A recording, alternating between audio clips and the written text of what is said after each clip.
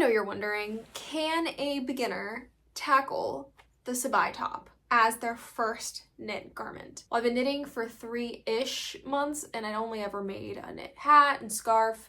So I think I am the perfect guinea pig to tell you whether a beginner should or should not make the Sabai top. So I'm going to dive into the struggle, the frustration, and even some of the triumphs that I had as a beginner knitter tackling this project. And I'm going to share the skills that you need, the materials that you're going to need to tackle this, and really help give you an idea, depending on where you are in your knitting journey, of whether or not you should try the Sabai top or if you should try an intermediate project before then.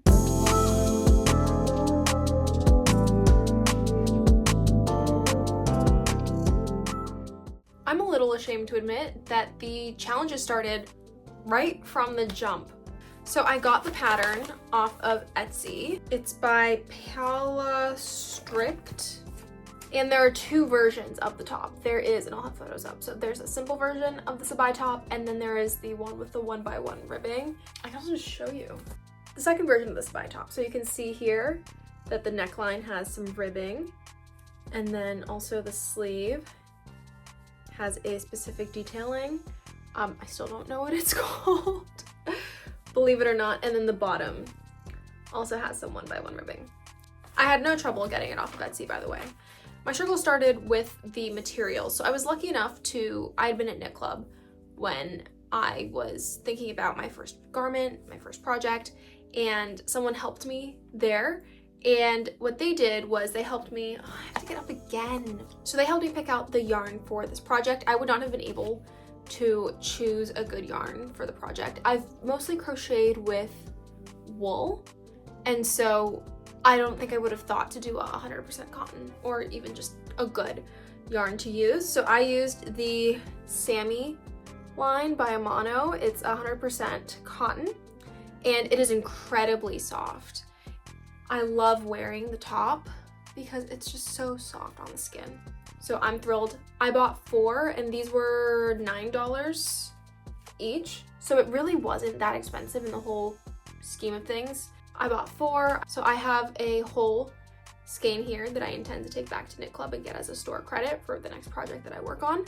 So discount, woohoo. Okay, that was a weird sound. And then this is the leftovers. So I would say about 2.5 skeins is what I needed for the Sabai top, which I think translates to, yes, they're 50 grams each.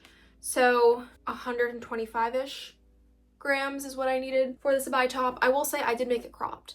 So I've been rambling a lot and haven't even gotten into the actual challenges that I had. Gauge. I am a beginner knitter. I'd only ever made a hat that was a garter stitch hat and Sophie scarves, which I'll just insert photos. I don't want to get back up again. The person over at Knit Club said that you need US 6s, which are 4mm circular needles. Now, the thing with the pattern that was new to me as a beginner was I had used circular needles before. I had not used them as they were intended to be used. I have the ones that I had used before right here.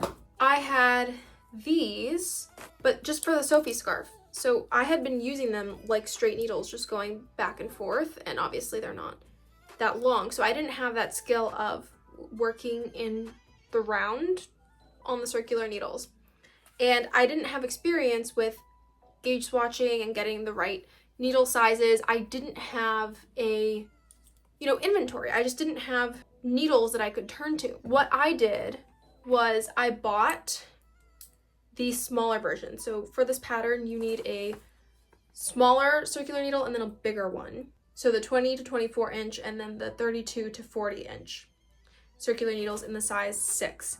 Now, I did a gauge swatch with this one. Did not hit gauge. Like, I needed a bigger needle. Problem was, I didn't know how much bigger I would need to go, and that caused a lot of frustration for me because these were $15. So as a beginner, I'm thinking, okay, I bought 4 skeins that at that point I thought I would need. So that is $36 plus 15 for these. Okay, I bought these, I use them, I can't return them. And then I have to go one size up and buy 2 more needles, right? And that's if the 7s are good enough. So in my head, this is turning out to be an expensive top.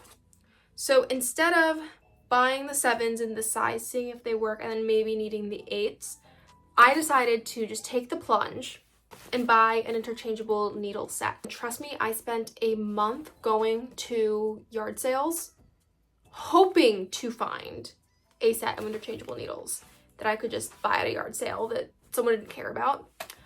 I did not have any luck, and I ended up buying these at a yarn store, but it really gave me peace of mind of, okay, I have every needle that I could possibly use for this project and for most projects, that I am going to make one purchase and be done versus buying a bunch of these ones at $15 each and having to keep track of which ones I have and which ones I don't have.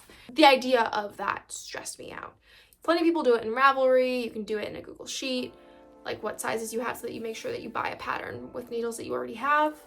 But it was just stressful to me, and I could definitely see myself buying 2 or more of needles that I already had at home just because I didn't do a good job of cataloging what I had. So now I don't have to worry about that anymore. I have this link down in the description if anyone wants to give it a try. So that was like problem 0, right? Like I had not even, I guess I did do the gauge swatch with this one and see that it wasn't the right gauge. But I had not even started casted on the project at that point. I think I did 4 or 5 gauge swatches to figure out how to do this, because so the Sabai top is knit flat going back and forth up until you join down here.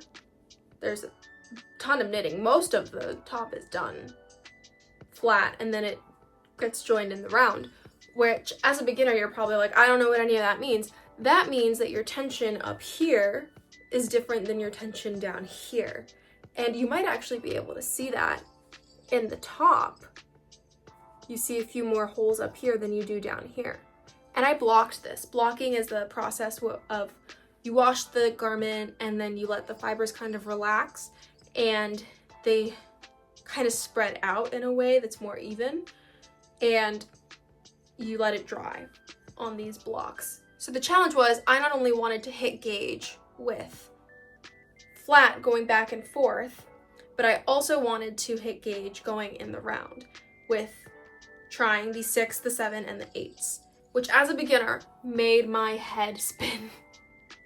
I think I would have been fine if I went with the 6-inch circular needles, because the Sabai top ended up being kind of wide anyway.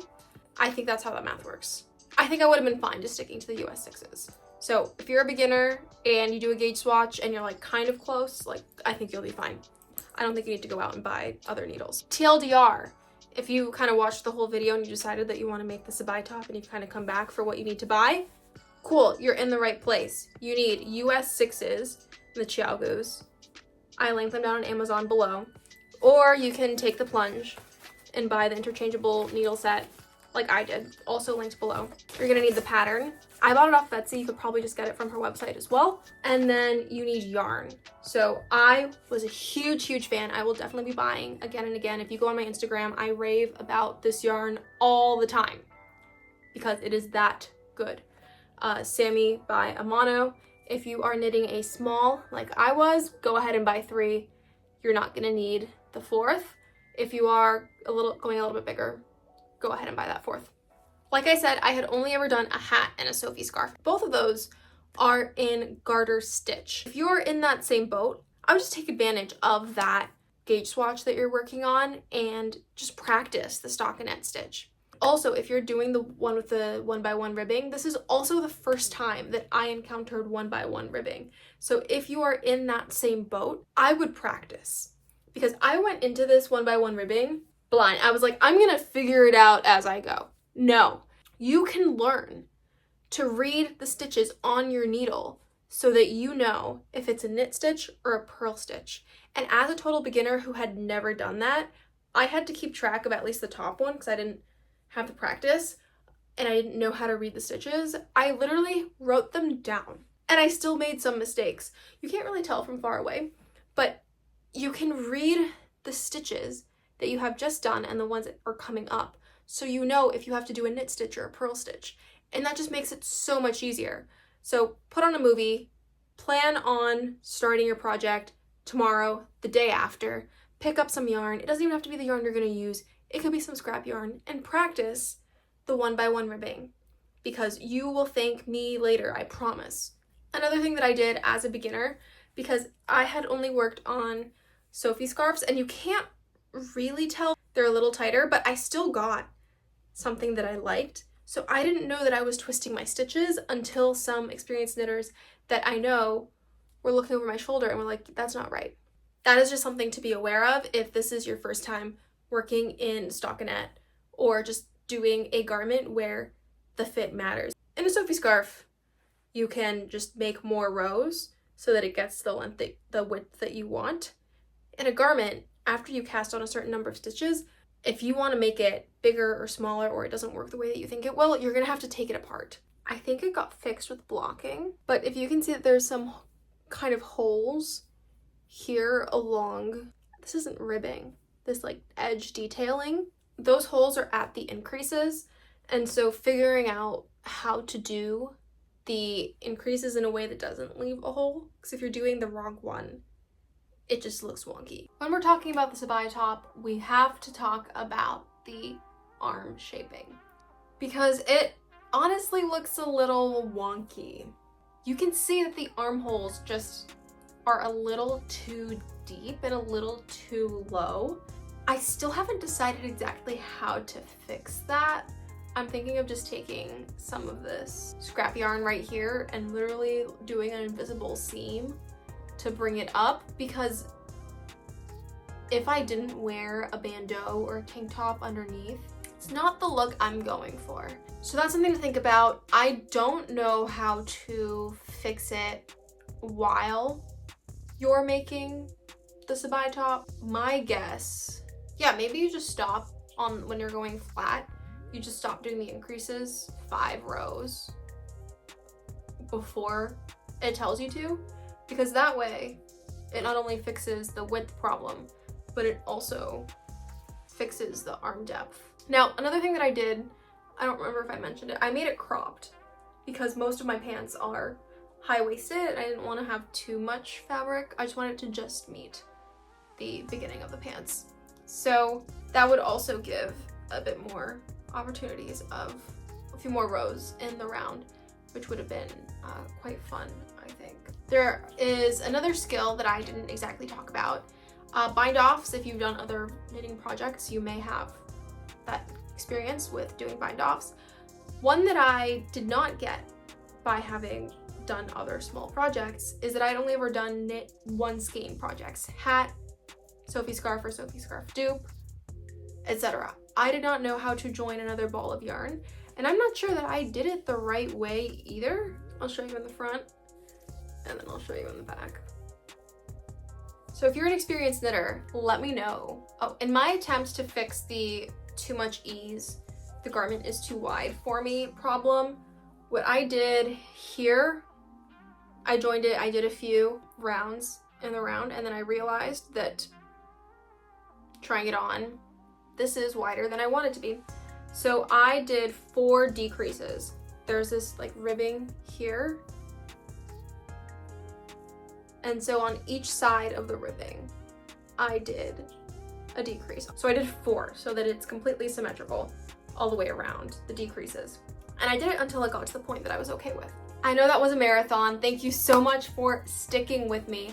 If you're still watching up until this point, I would really appreciate it if you could drop down in the comments any questions that you have, if you've done the Sabai top before, any advice that you have for beginners, and really anything that you want to chat about, like what patterns are you making right now, like what projects. Give a girl some inspo, please. All right, final verdict, final question. Should you make the Sabai top? If you are an adventurous beginner who is okay with making mistakes, unraveling, spending 2 weeks on something and then unraveling it. If you are okay with doing things like that and you already know the basic stitches, you've done stockinette before, you know increases, decreases, and you're okay with practicing before doing the real thing, absolutely, I would say go for it.